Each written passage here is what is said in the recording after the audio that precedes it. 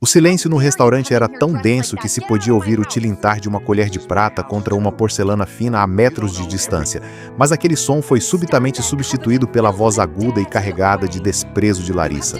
Diante de todos os clientes elegantes, dos garçons engomados e dos amigos de faculdade que ela tanto queria impressionar, ela apontou o dedo trêmulo de raiva para o homem de jaqueta gasta e mãos calejadas que acabara de entrar no local. "Eu não conheço esse homem", ela declarou com uma frieza que cortou o ar como uma lâmina. "Ele é apenas um mendigo que insiste em me seguir. Alguém tire esse sujeito daqui agora mesmo." O homem chamado Roberto não respondeu. Seus olhos, que por décadas só haviam refletido amor e sacrifício por aquela menina, marejaram instantaneamente. Ele não disse uma palavra, não tentou se justificar, apenas baixou a cabeça, sentindo o peso da humilhação pública que ardia mais do que qualquer ferida física, enquanto os seguranças o conduziam para fora sob o riso abafado de uma plateia que nada sabia sobre a história que acabara de ser manchada. Antes de continuar a ouvir essa história, que revela os limites do orgulho e a força do karma, inscreva-se no canal para acompanhar mais relatos que transformam destinos e despertam reflexões sobre o valor das nossas escolhas. Roberto era um homem de poucas palavras e mãos ásperas que contavam a história de uma vida inteira dedicada a um único objetivo. Quando a mãe de Larissa partiu cedo demais, deixando apenas uma fotografia desgastada e uma criança de colo, ele assumiu para si a responsabilidade de ser o mundo inteiro daquela menina.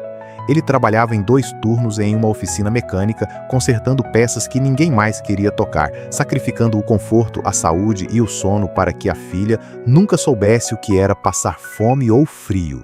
Nos invernos rigorosos, ele trocava o próprio jantar por um casaco de lã um pouco mais quente para Larissa.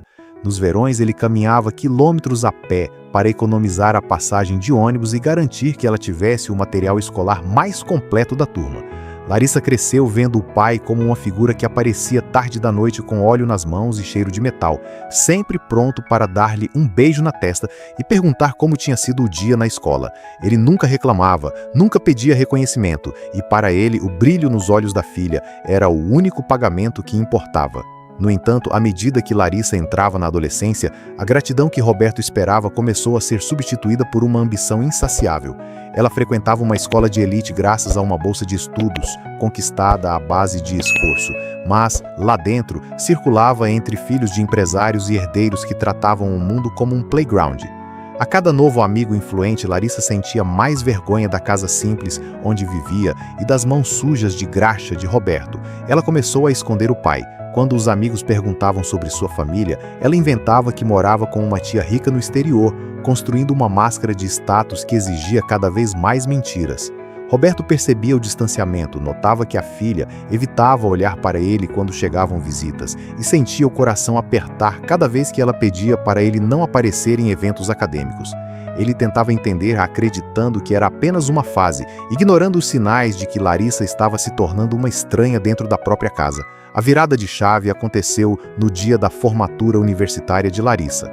Roberto, querendo homenagear a filha por tanto esforço acadêmico, economizou meses de salário para comprar um terno barato em um brechó e um buquê de flores. Ele esperou do lado de fora do restaurante onde a comemoração acontecia, acreditando que, naquele momento de glória, ela finalmente estaria orgulhosa de tê-lo por perto. Quando ele entrou no local, guiado por um garçom que o confundiu com um entregador, a cena da humilhação que descrevemos no início desenrolou-se como um pesadelo real. Larissa, cercada pelo seu novo círculo social, viu sua máscara cair diante da presença de Roberto. O pânico de ser descoberta como a filha do mecânico pobre falou mais alto que qualquer laço de sangue. Ela o humilhou, renegou sua paternidade e o tratou como um intruso. Roberto saiu daquele restaurante sentindo que algo dentro dele havia morrido. Ele não apenas perdeu a filha naquele dia, ele perdeu o propósito de sua vida. Após aquela noite terrível, Roberto desapareceu. Ele fechou a oficina e mudou-se para uma cidade distante onde ninguém o conhecia. Larissa, por outro lado, parecia ter alcançado o sucesso que tanto ambicionava.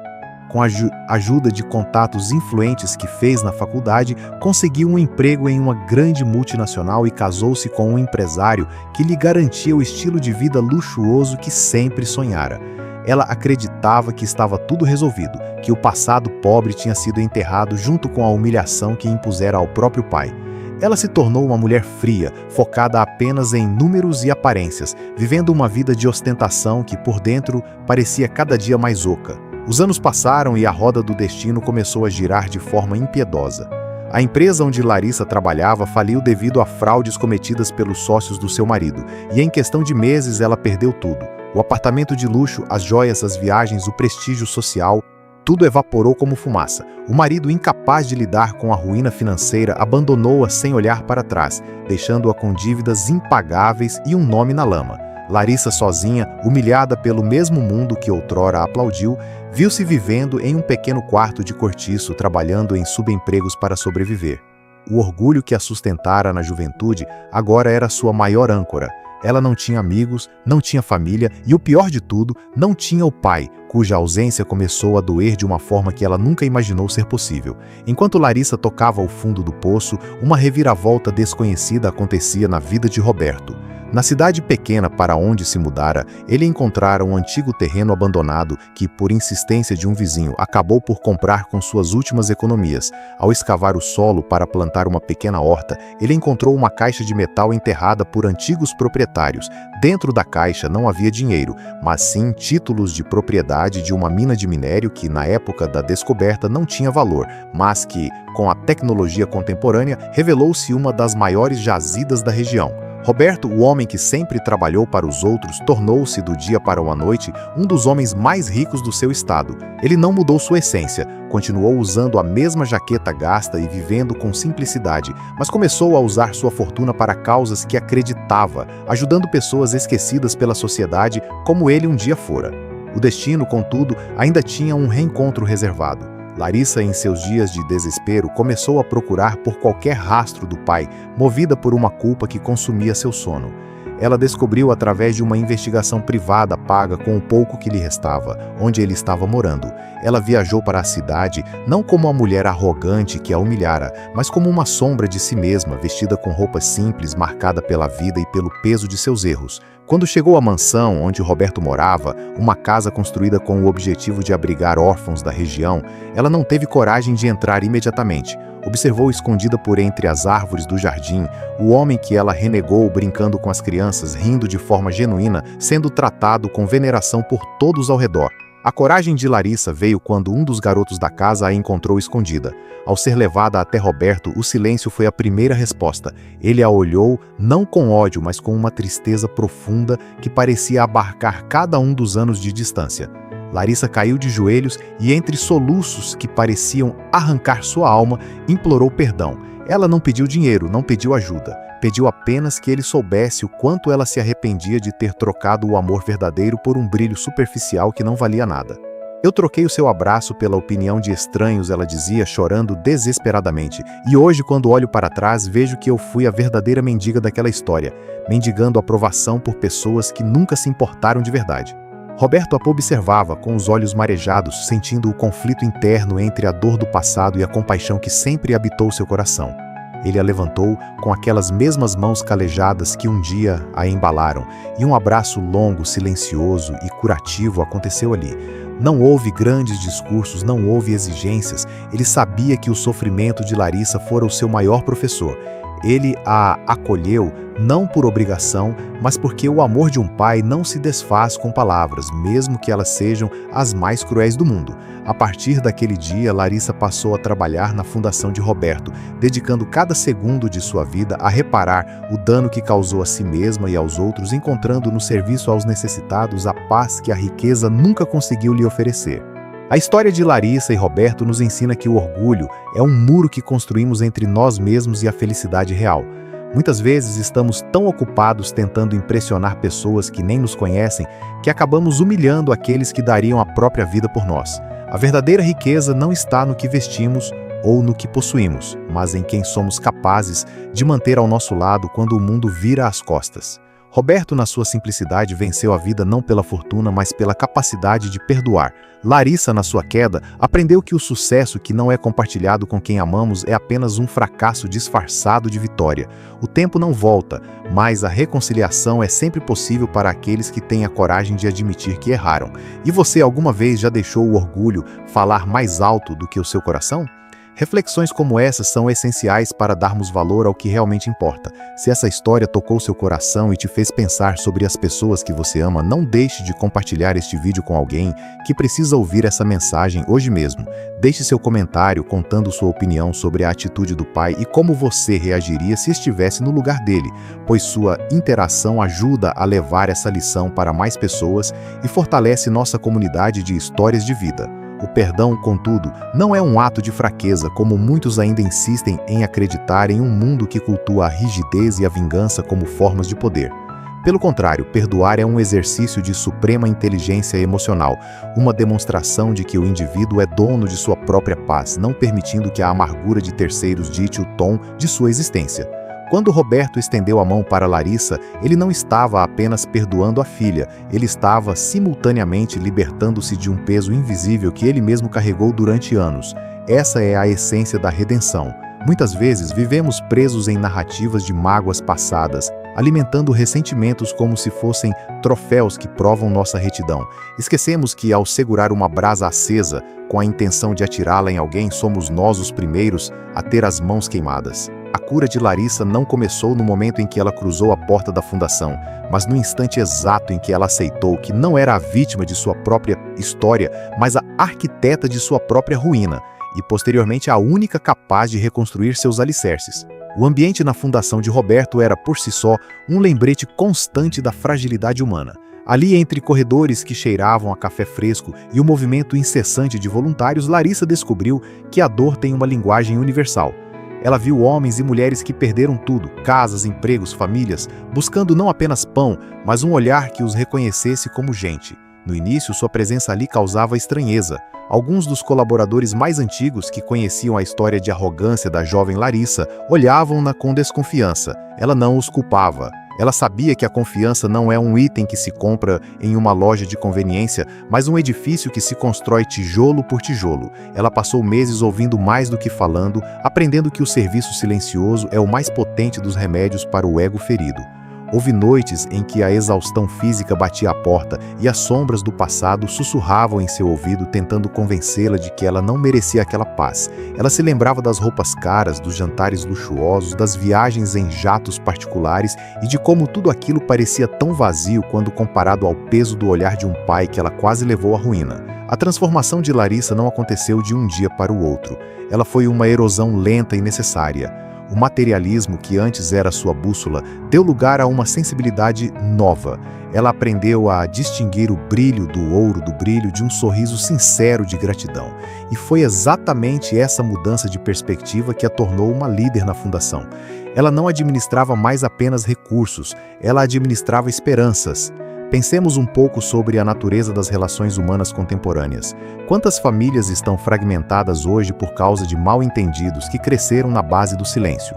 O orgulho funciona como uma névoa que nos impede de enxergar a humanidade do outro. Assumir um erro é considerado uma derrota em nossa sociedade competitiva, mas, na verdade, é o maior ato de bravura que um ser humano pode executar. Quem tem coragem de dizer "eu errei, perdoe-me", está declarando que o valor da relação é infinitamente superior ao valor de estar certo. Roberto sabia disso. Ele tinha consciência de que, se tivesse mantido a postura de pai ferido e distante, teria perdido a filha para sempre. Ele escolheu ser o adulto, a referência, o porto. E ao fazer isso, ele não reduziu sua autoridade. Ele a elevou a um nível de respeito que nenhum patrimônio seria capaz de comprar. A história de Larissa também serve como um espelho para aqueles que acreditam que nunca é cedo demais para ir à mudança, mas que erroneamente acreditam que é tarde demais para o retorno. A vida é um fluxo contínuo de aprendizados e a queda é muitas vezes o pré-requisito para o crescimento. Se você está em uma situação onde o orgulho impede a reconciliação, pergunte a si mesmo: qual é o custo de manter essa barreira? Quantos anos de vida, quantas memórias preciosas e quantos abraços você está sacrificando no altar da sua própria teimosia? A reconciliação não exige que esqueçamos o que aconteceu, nem que apaguemos as cicatrizes. Pelo contrário, as cicatrizes são testemunhas de que sobrevivemos ao conflito e que escolhemos, apesar de tudo, continuar caminhando lado a lado. Nessa jornada pela Fundação, Larissa começou a desenvolver projetos de apoio a jovens que, como ela, um dia, sentiam-se perdidos na busca por uma identidade atrelada ao sucesso externo. Ela organizava palestras e oficinas, não com a arrogância de quem detinha o saber, mas com a humildade de quem conhecia a profundidade do abismo. Os jovens se identificavam com ela. Ela era real, era humana, era alguém que tinha tropeçado feio e se levantado. Ela ensinava que a autossuficiência é um mito, que todos precisamos uns dos outros e que a verdadeira força reside na capacidade de pedir ajuda e na disposição de oferecer suporte sem pedir nada em troca. Roberto, de longe, observava a transformação. Seus olhos, que antes brilhavam apenas com o sucesso de seus negócios, agora brilhavam com o orgulho de ver a filha florescer em uma mulher sábia, generosa e, acima de tudo, realizada. A lição que fica para além das fronteiras desta narrativa é que a vida é um ciclo de colheita. Plantamos sementes de orgulho e colhemos solidão. Plantamos sementes de humildade e colhemos comunhão. Ninguém chega ao fim da jornada levando consigo as posses que acumulou, mas todos levamos as marcas do amor que demos e recebemos. Roberto e Larissa compreenderam que o tempo é o recurso mais escasso que possuímos e que desperdiçá-lo em conflitos evitáveis é o maior dos prejuízos. A reconciliação deles não foi o fim de uma história, mas o início de um novo capítulo, onde a fundação, sob os cuidados de ambos, tornou-se um farol para centenas de outras famílias que buscavam o caminho de volta para casa, para o perdão e para a aceitação. Se você chegou até aqui na leitura destes pensamentos, convido-o a fazer um exercício prático nas próximas horas. Identifique em sua vida aquela pessoa com quem você não fala há algum tempo devido a uma desavença. Analise sem filtros se a razão da disputa ainda faz sentido com a pessoa que você é hoje. Às vezes, o primeiro passo não precisa ser um pedido de desculpas completo ou uma conversa profunda sobre sentimentos. Pode ser apenas um gesto simples, uma mensagem, um convite para um café, uma demonstração de interesse genuíno.